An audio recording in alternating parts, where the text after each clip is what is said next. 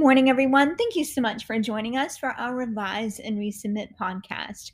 I'm Dr. Kim Bissell, the Southern Progress Endowed Professor in Magazine Journalism and the Director of the Institute for Communication and Information Research in the College of Communication and Information Sciences at the University of Alabama.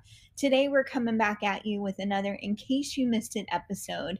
This one is a really fun one from season 3, where we were catching up with PhD alum who have graduated over the last 20 years. In today's episode, we catch up with Dr. Amy Tilley Rask, who is the COO of MediaScience. So she's been working in the industry since she graduated from the University of Alabama, and she tells us all about her connections with the industry, the research that she does for huge media companies, and you may hear a few chickens in the background. It just adds to the fun. Definitely tune in. This was a great episode from the fall. Looking forward to catching up with you next week, where we should have an actual new guest and a live episode.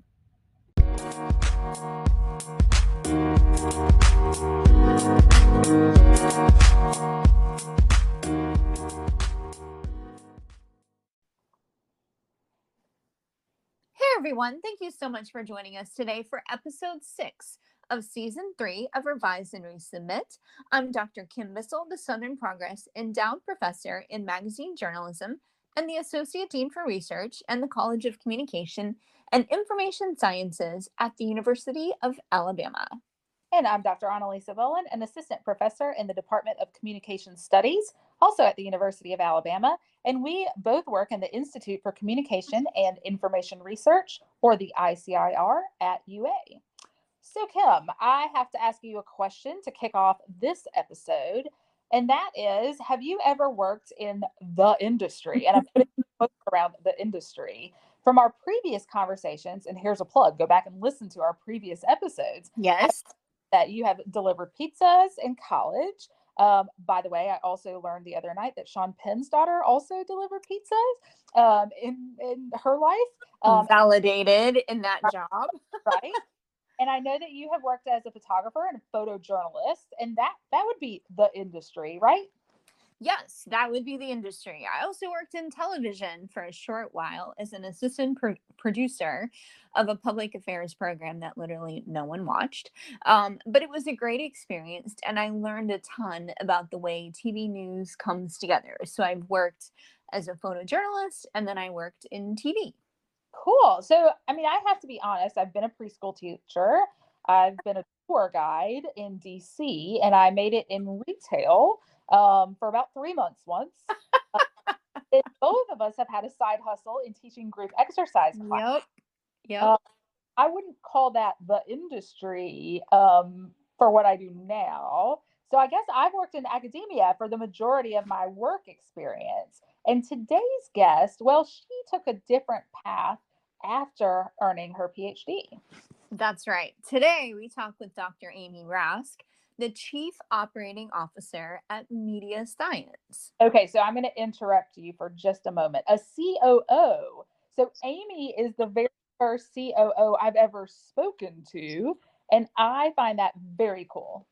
And Amy is very cool, and this conversation is very cool. But yes, Amy is the COO at MediaScience, and we're going to learn more about her path to MediaScience, what someone working in the industry does. And again, just a tiny spoiler here, she's still doing research, and it's really interesting and meaningful research. We're going to get a chance to learn more about how some of that research comes about and what it looks like in today's conversation.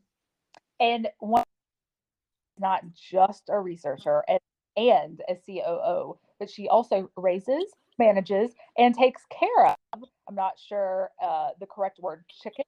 And even one of those chickens in today's episode. Amy, welcome to Revise and Resubmit.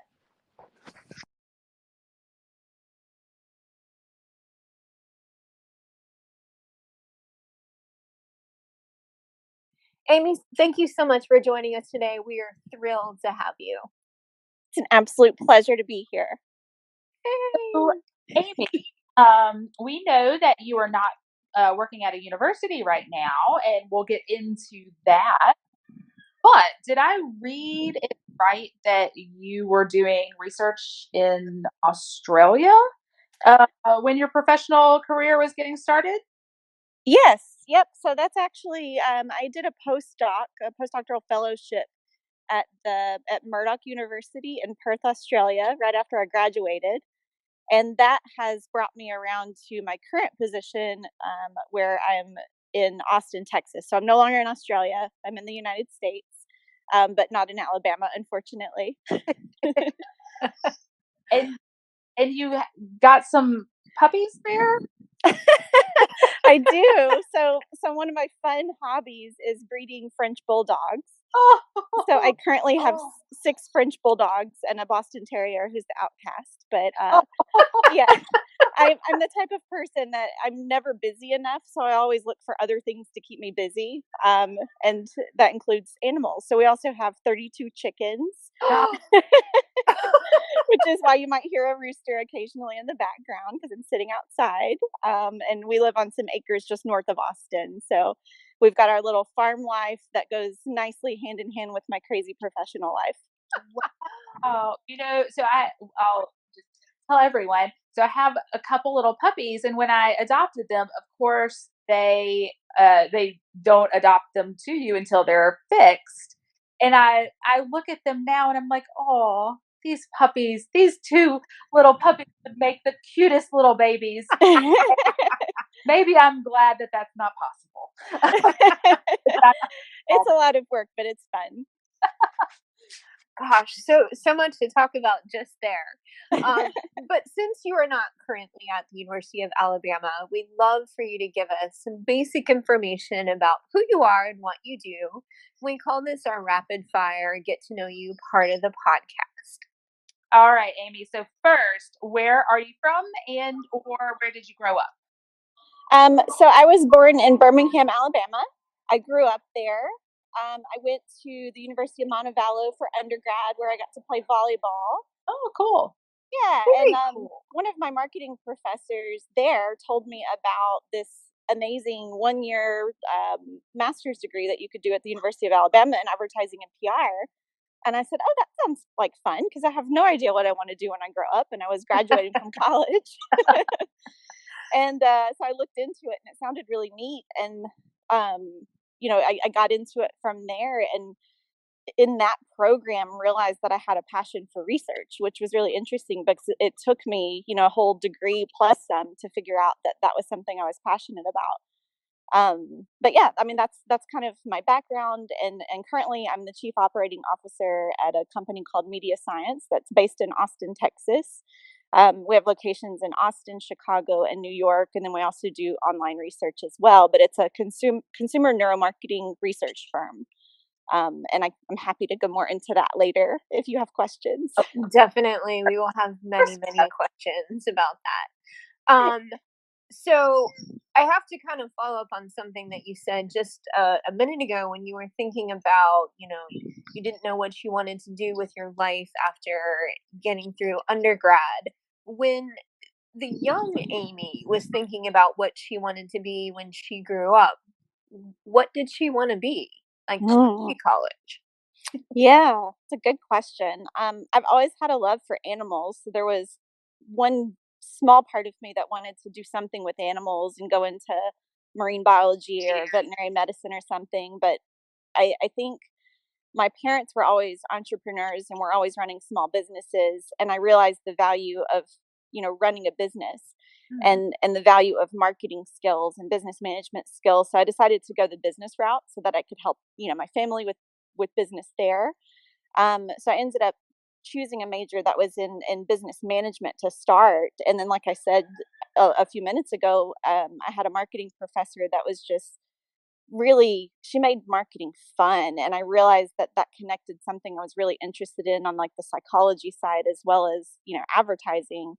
And that inspired me to change my major to marketing. And I still, at that point, I still didn't know what I wanted to do. I just knew that those were valuable skills to have. And I knew that that would help me be good at something.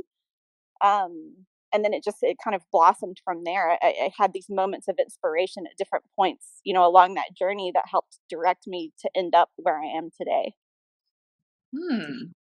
But yeah, that's very cool. So, and talk about just a little bit about you had a passion for research, and I can tell you that those are phrases that I don't hear often.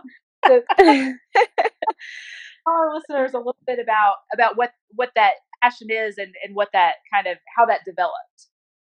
Yeah. It probably goes back to my childhood. I remember when I would have nothing to do, we didn't have a million screens back then to keep us busy. I would, play with my toys and everything, but I would go and get cardboard boxes and I would devise these cardboard mazes for a mouse to go through. And it would be complicated. And I would set up these experiments and I didn't even have a pet mouse. But I could envision what would happen if this mouse was in my maze. And then, like later on in life, I realized he probably could have just climbed over the edge of it and gotten the cheese. But I think like looking back, there were probably signs early on that I would have, that I was going to be a researcher, of some sort. And then, later in school, I always loved science. I loved experiments in science and stuff, but still didn't realize that I had a passion for research going through that. And then I think probably in grad school when I took a research methods course, that was really it came really naturally to me, and I loved designing experiments.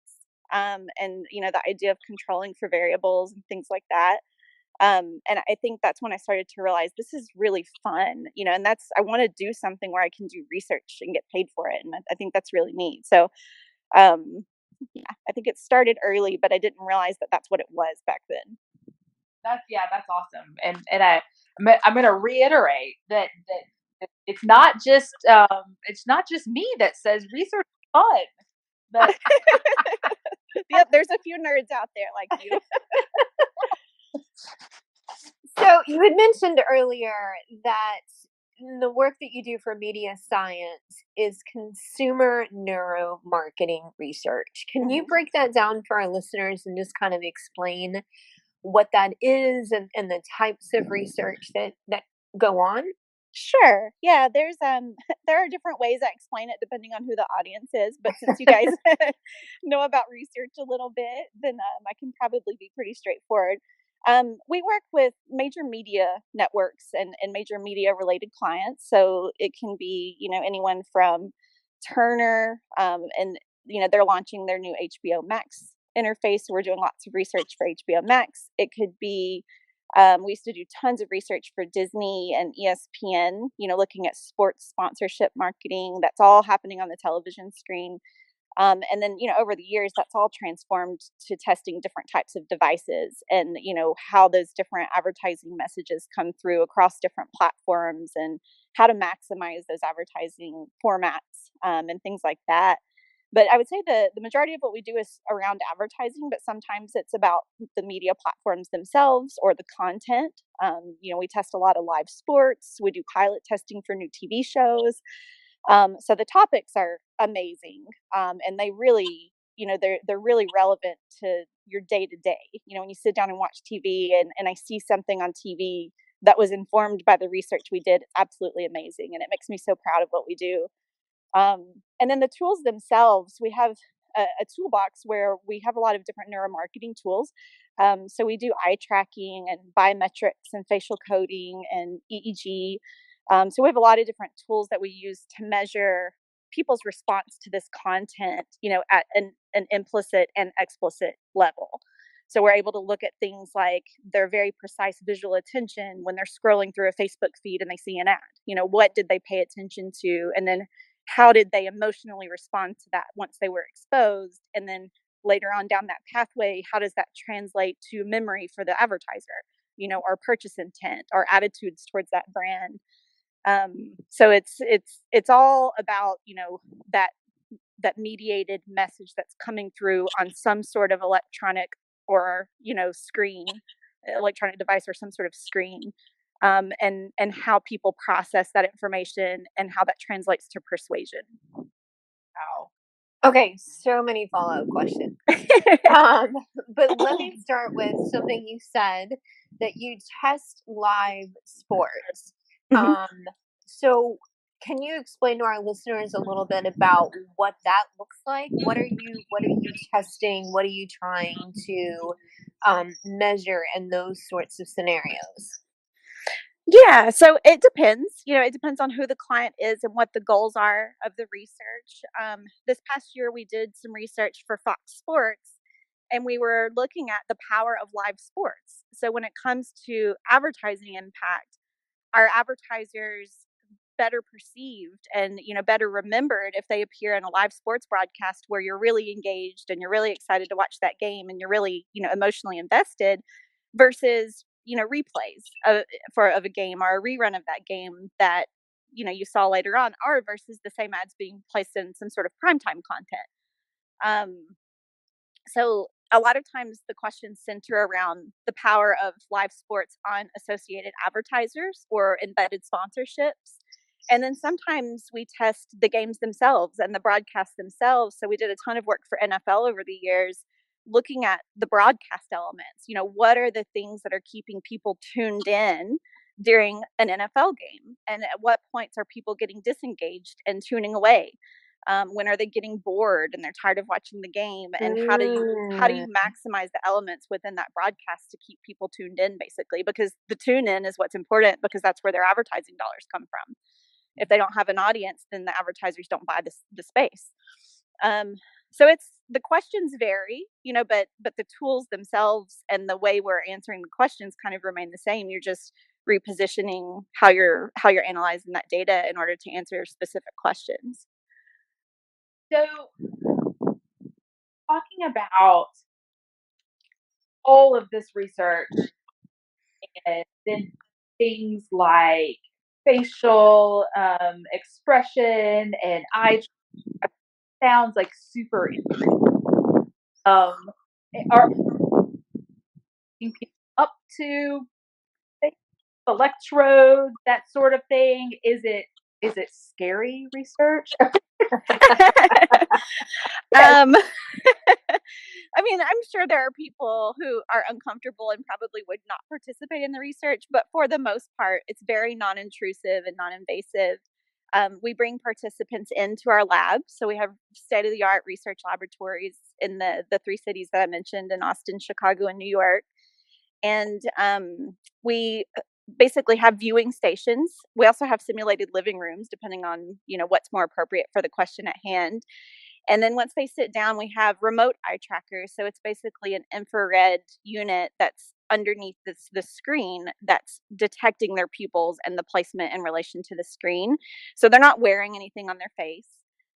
For the facial expression coding, that's also artificial intelligence software that's marking key locations on the face so that it can look at micro expressions and then translate that into emotional response.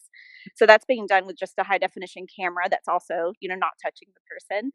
And then for the biometrics, we look at galvanic skin response and heart rate, and those are collected from electrodes or sensors. So we call them sensors for the participants because it's not as scary. But those are placed on the person's non-dominant hand, and then they just keep that hand in a comfortable position while they're. So unless we're doing EEG, that's the only thing that's touching them. So it's very non-invasive, and the person usually forgets that they're being recorded. They do provide consent at the beginning, but you would laugh at the numerous instances of someone doing everyday things while they're being recorded, and it's like they just forget they're being recorded. I mean, they might doze off and fall asleep. They might pick their nose. So yeah, we get good natural reactions even though it's in an artificial environment.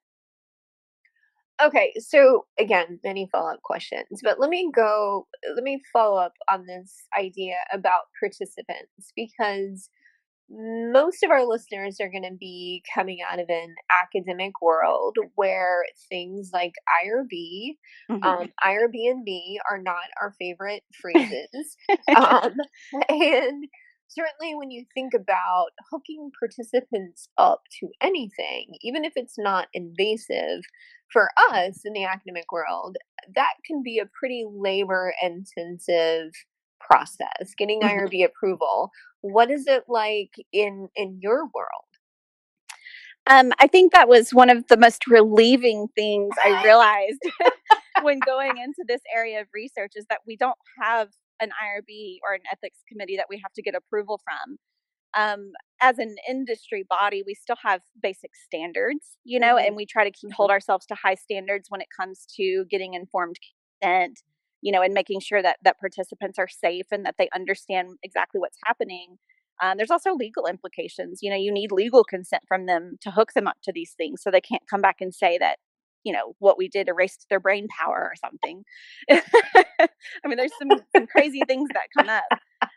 But that being said, we can turn around the planning and prep for a study in 24 hours or less. If a client calls us and they have an emergency and they're like, hey, this news broadcast just aired, we need to test people's response to it. This was important for our industry. This is important for our company. We need results tomorrow. Then we have the ability to design that experiment, recruit the participants, run them in 24 hours, and then spit out the data and the results without having to get approval from anybody. So it's pretty magical that we don't have to work with IRB, even though, the IRB is very valuable. It's looking out for the best interests of participants and making sure, that we're keeping everybody safe. But as long as, we're operating ethically and following similar standards, then we're basically approving the procedures ourselves. Wow. But the idea of turning a study around and collecting data in 24 hours, that does seem pretty magical. It is. It's impressive. And I mean, it's no small feat because we have a lot of departments within our team where you've got someone who's in charge of video editing, you've got someone in charge of software programming, someone in charge of recruitment, someone in charge of the data coding, someone in charge of analysis, someone in charge of project management. So you've got all of these moving parts that have to work really beautifully together to pull that off, but it's doable and it's fun. Those are the things that energize me, those types of challenges and figuring that out and making it work and actually pulling it off. All right. Question. I feel like we always have like this idea that we're going to ask like 45 questions and then but so what I want to know is that you have seen like your research like come to life and seen the outcomes of your research. Can you ever take your research off? Like in work? Are you always thinking like, I'm so sorry that the question part of that broke up. I don't know if it was my Wi-Fi signal. I'm so sorry. No. I think it was me. So, Okay. So what I'm interested in knowing is, can you ever take your research hat off? Like, are you always like, oh, this could be a study, or I wonder what the response to this is, or things like that? Do you ever get to just like enjoy media? Yeah, it's a good question. So I think that's like a twofold question. So I feel like in life, it's important to have balance and be able to take your research hat off and focus your energy on things that are not data. And that's why, for instance, I have 7 dogs and 32 chickens and 2 kids, and we stay busy, so I'm able to separate that part of my brain from these other things that fulfill me, personally. But when it comes to media, when I'm sitting back and relaxing, unfortunately, I have to admit, like, I can sit back and enjoy things, but in the back of my mind, I'm always noticing, like, oh, we should study that. I should reach out to them and let them know that we could answer this question for them. Or like if I see something poorly done, I'm like, oh, we should reach out to that client and let them know that they should improve this. So, but I think that's just ingrained in me after doing this for so long that just comes natural. I'm always looking for some sort of experiment that I could do. So I want to ask you a question, and you can think about this in terms of the studies that you have been directly involved with in terms of data collection or data analysis, or studies that MediaScience has done kind of across the board.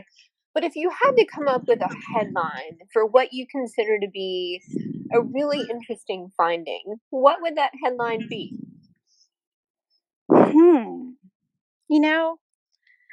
There are so many interesting headlines that come out of what we do. I think one of the more impactful studies that we did, I remember presenting it at an industry conference one year. It was when the industry, the television industry, was switching from those traditional tube televisions to HD TVs. You know, so everyone used to have these big box-shaped TVs. I don't know if you guys are old enough to remember those. Yeah. Yeah.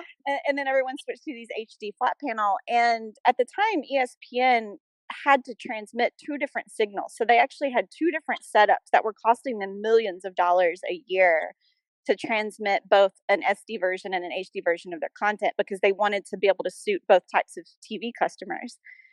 And we conducted research to show them that if they only emitted that HD signal and it was received on this traditional television set and part of the picture was cut off, it actually didn't hurt the viewer experience. And we tested across all the different sports genres that were out there. We tested all sorts of advertisements, and across the board, there was no harmful impact of them just changing to this one stream.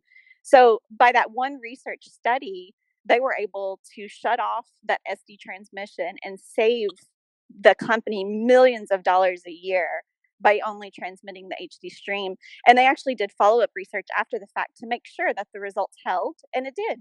So they had validation after the fact that they made the right decision, and the research we did actually, was correct. So I know that's not a single headline, but it was a huge impact to the industry. And then you saw other networks following their lead and started doing the same thing. So it's a behind the scenes change that not everyone would have actually known that was happening, but it was a huge change to the industry. I mean, when you think about, again, flipping back to academics like me, where if 3 people have read what I've published, then I'm super jazzed. And you think about what you just said in terms of the difference that it made for ESPN and the millions of dollars that you save them. I mean, it's remarkable. And now I feel like I've got to do something that's a little more meaningful. No, but that's also one of the amazing things. We were talking about like how you don't have to deal with ethics committees or IRB. You also have the ability to change the world, in a more direct way, without waiting for, 5 people to read your article and then 10 people cite it. And then, over the years, it becomes famous and then you get to write a book chapter about it. Where, some of the stuff we're doing it's changing the way people watch TV on a daily basis. And it's cool. It is so. So, Amy, you mentioned that you present research at conferences, at industry conferences, and what I'm curious about is, do those conferences kind of look like a traditional academic conference where you're presenting for 15 minutes, or you have a panel or a poster? And then I'm also curious about what you're actually allowed to present. Do companies that you work with just say, yeah, present all of our findings? Do you own the data? Do the companies own the data? How does that work? Yeah. So that's a really good question. The conferences themselves are structured very similarly to academic conferences. So you have, different types of sessions that cover different topics. You sometimes have panel discussions about, hot industry topics where you have experts weigh in. We don't typically see posters. I think that's probably one of the things that would be missing, like poster sessions. But the presentations themselves are active. Sometimes people do raise their hands and ask questions, but one of the most shocking things I realized when I went to, probably my first and second industry conference is how nice everyone was and how supportive everyone was at these presentations. Because, at academic conferences, it's like there's people in the audience who have to prove that they know more than you, of course, about whatever it is you're presenting on, or they need to poke holes in your research, to show you all the flaws, which, there's benefits to some of that discussion, but sometimes it's not done in a nice way. And I remember sitting in one of these industry sessions. It was one of the first ones I had attended, and the research the guy was presenting was terrible. I mean, just it was like, his methodology was horrible. He didn't control for things he should have controlled for.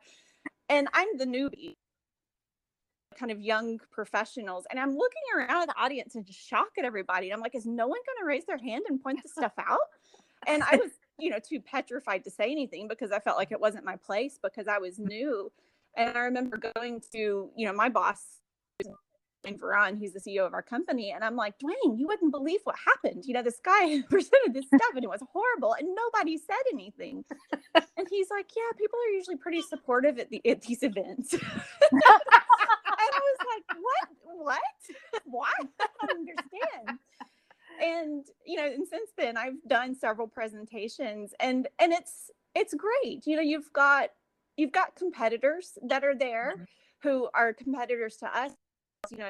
With a media client, they may have their competitors there and they're sharing information with each other to help drive the industry forward, which is amazing to me, that they, even though they're competing with each other for success, they're still helping each other succeed in this industry.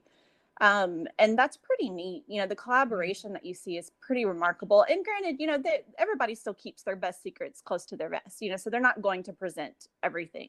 And if they've got some sort of secret formula figured out, they're sure as heck not going to share that with everyone else. But, once they've utilized some of the research and gotten their benefit out of it, they do share it, with the rest of the industry. And it helps position them as an industry leader as well. So there's benefit that way. But in terms of how we do submit proposals, similar to academic conferences, sometimes they get rejected and sometimes they don't. We usually have better luck if we're presenting alongside one of our clients. So if it is client research and they approve sharing it, which is hard because a lot of it's proprietary research that we do not have permission to share. And I would say the majority of what we do falls in that bucket. But sometimes if it's something that makes them look good and will help them sell more advertising, then it is something they want to share. And those are the things that we typically are, presenting at these industry conferences, or if it's something that's just, helping share general knowledge about some sort of trend that's happening, or something that, that advertisers are interested in doing. And, those are things that get permission to share. So I'm going to switch gears just a little bit and ask you this very deep question. Consider your professional career. What are you most proud of? The impact that we have in the industry in general. So, like I was explaining before, there are studies that we can that our clients take that information and they change the way they're doing something or they implement something new because we said this works. And then when I turn on the TV and see that, it's amazing. And it's extremely rewarding, to know that our research has impact. And I mean, in one sense, we're not making the world a better place. We're not saving lives or doing anything like that, but media are huge, and that's a huge part of our everyday lives, and everyone is impacted by the different devices that we have. So the fact that we're able to help shape and change the messages that come through that, is pretty remarkable. That's really remarkable, for sure. My goodness, I feel like I can almost have a therapy session right now with my media use and what it all means and the messaging. But what we're going to do is shift gears on you again. When you were at UA, I know you had an opportunity to overlap with Dr. Jennings Bryant, and I was wondering if you have a great Jennings story that you wanted to share, or if you wanted to talk about a class that you might have taken with him or anything like that. I probably have lots of things that I could share, but I want to share two things. Okay. One, which was one of the most eye-opening conversations I've ever had in a hallway. So I read this article, and at the time I was doing research on video games, and this was during my PhD. I was really interested in media effects, inspired by Dr. Bryant's media effects class, probably. But I read this article where someone had monitored EEG, so brain activity, while someone was playing video games. And that was the first time that had ever been published. And I was like, that is cool. You know, I want to do that. I want to learn how to use that equipment, and I want to learn how to do that. So I see Dr. Bryant in the hallway. And I'm like, Dr. Bryant, I read this amazing article. I want to learn more about this. Is there a class I can take? You know, is there anything that anybody teaches here at University of Alabama on this topic? And he said, no, there's not. And he said, but you don't have to take a class to become an expert in something. You just have to dive into it. And I just stood there in shock. And I was like, oh my God, like my whole life, I've been trained to take classes and things to become expert in them. You know, that's how you learn, is you take a class, you enroll in a class. And I was like, you're right. Like, all I have to do is just find all the literature I can find and just read it and learn it. And it was so eye-opening, because it made me realize that all of these things that I'm interested in, I don't have to have someone else teach me. I can go learn those things myself just by diving into that area. And I feel like anyone can do that. But so that's my first Jennings story. So that was pretty transformational in terms of just changing my mindset on learning. Certainly. And then the second one, so Dr. Bryant was on my dissertation committee along with Dr. Bissell. And so we had a good relationship, and I would go to his office often, you know, to talk and get advice and everything. And he asked me one day if I would be interested in meeting one of his former students who ran a research center at Murdock University in Perth, Australia. And he said, it's the Interactive Television Research Institute. And he runs this research center. It's based in Australia. And he might be coming here to do a guest speaker role. I was like, oh my God, that sounds like a dream job. Like, you're working, only doing research, not having to teach any classes. And he lives in Australia. Like, that sounds amazing. I'm like, yes, I want to meet my favorite person. And little did I know that this was Dr. Dwayne Veron, who is now my boss and the CEO of MediaScience. He was a former student of Dr. Bryant, and he had reached out to him looking for new researchers to join him at the research center there. And Dr. Bryant had recommended me. And and I had no idea that this was like all secretive. So he came and did a presentation, and we went out for coffee after. And Dwayne asked me, he's like, so what are you doing your dissertation work on? I said, oh, probably something with video games. And he said, no. How about you do something that I help you pick the topic? It has to do with advertising, so it's still one of your areas. And I will fund your research, and you can come to Australia to collect the data. And I didn't even hesitate, and I'm like, deal. I will do it. And I didn't. And then I called my husband, and I'm like, we're going to be going to Australia. And he's like, okay. So like, luckily I've got a supportive husband along this whole journey. But you know, so that was how I ended up doing my dissertation research at Dwayne's Research Center, you know, and this was all doing by Dr. Bryant. You know, he arranged all of this, but I did my dissertation research. Then I was offered the postdoc, and then the opportunity came up for us to start this new company called MediaScience. And that was back in 2008. And Dwayne asked me if I wanted to live in Austin, Texas instead. And I said, sure, that sounds fun too. I like to follow opportunities when they come up. But it's funny because where I am today, you know, so this is 13 years later after our company started, and, you know, even more years since that initial conversation. But where I am today in my career would not have happened had Dr. Bryant not made that connection. If he had not said, you know what, Amy Rask is a good person you should talk to about that researcher role, then I have no idea where I would be. So he was, you know, very important, and very, very important role in where I am. I think that's definitely the things that we're hearing over the conversations we've had thus far.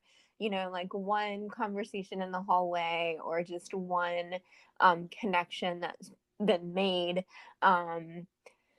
has really kind of changed people's lives in really big ways. So it's kind of not surprising to hear this from you as well. So thank you for sharing that. Yeah. So Amy, we're going to wrap it up by asking, post-pandemic, we all look forward to things like conferences. Do you have an industry conference that's a favorite And where are you looking forward to going next? Yeah, that's a good question. So the Advertising Research Foundation probably has all of my favorite conferences. I don't think they're going back in person anytime soon. I do know that we are planning on presenting in October at one of their conferences, and I just found out today that that's virtual. So, that being said, I enjoyed the virtual conferences. I do think they're more powerful in person because you get to make those connections and have those conversations in the hallway. That could be pivotal in your life. But at least we have a proxy for that. At least we get to do something virtually, and it actually makes it easier for some people to attend that normally can't travel, or they have other obligations. So I think there's pros and cons of both, but definitely the Advertising Research Foundation events are my favorite. And I have to ask one other question that is not related to research or at all. Is when you travel, can you leave your 32 chickens? So luckily I have a very supportive husband and 2 amazing children that are pretty self-sufficient. And they're very good at taking care of our little farm when I'm not here.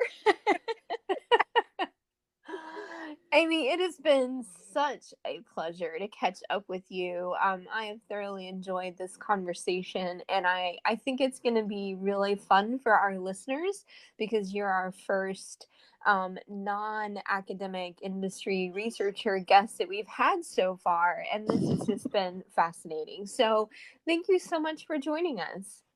It's been a pleasure. Thank you for having me. Of course. Bye. Bye.